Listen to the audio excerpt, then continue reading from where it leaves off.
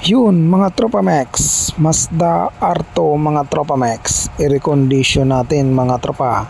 Ang una po nating ginawa dyan, binalb seating na po natin yan, hindi lang po natin naipakita. At isinunod natin mga Tropa Max ang kanyang pagta-top resurface mga tropa, at hinugasan natin yan pagkatapos ng top resurface. At matapos nating hugasan mga tropa, inassemble na muna natin yan, yung mga valve tsaka yung mga valve tappet nya at camshaft.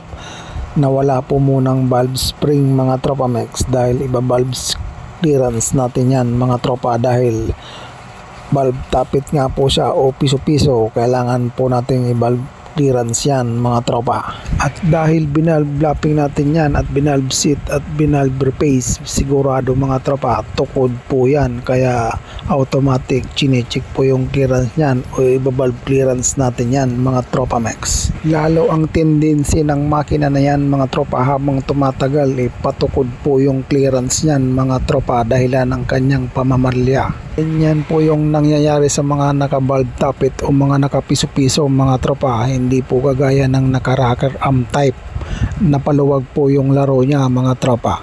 Ganyan lang tayo mga tropa mag-valve clearance, kinukuha ko muna yung lahat ng kapal o nipis ng kanyang piso-piso mga tropa o yung tappet niya mismo. Pagpapalit-palitin natin yan kung mayroon pong maluwag na clearance mga Tropa Max. At kapag nakuha na natin yung lahat ng clearance o mas maganda siya kung tukod siya mga tropa, saka po tayo magbabawas sa kanyang valve mga Tropa Max. Kung inyo pong nakikita mga Tropa Max, kayang-kaya nyo gawin yan kung maka-encounter kayo na ganyang tukod yung kanyang clearance mga tropa.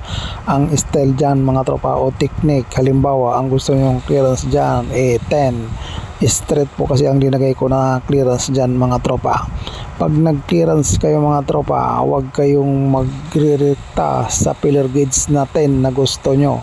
Magbigay po kayo ng allowance mga tropa. Ang gamitin yung pillar gauge mga tropa ay 8 o 8 mga tropa. Halimbawa mapatay kayo sa 8, di pasok pa rin po kayo sa gusto nyong clearance na G's mga tropa.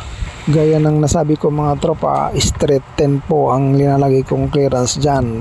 Pero makikita nyo mga tropa, tatlong pillar gauge ang aking ginagamit. Sa 8 muna tayo mga tropa nag-uumpisa.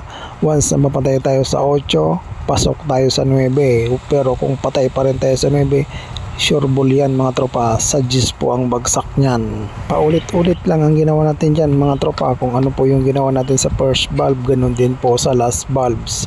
At matapos nating i-valve clearance ang kanyang mga valve mga tropa, binaklas nating muli yan para asimbuli na natin yan mga Tropa Max. At gaya ng mga nasabi natin sa mga una nating reels, once na may kabit na natin ang kanyang mga valve lock, papalo-paloin natin yan mga tropa.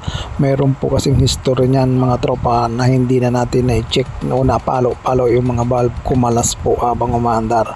Ang laking problema po niyan mga Tropa Max. At matapos na nating ibuuin o kabit ang kanyang camshaft, dinouble check natin yung clearance niyan mga tropa. Check natin kung may nagbago sa kanyang clearance na mayroon na siyang valve spring.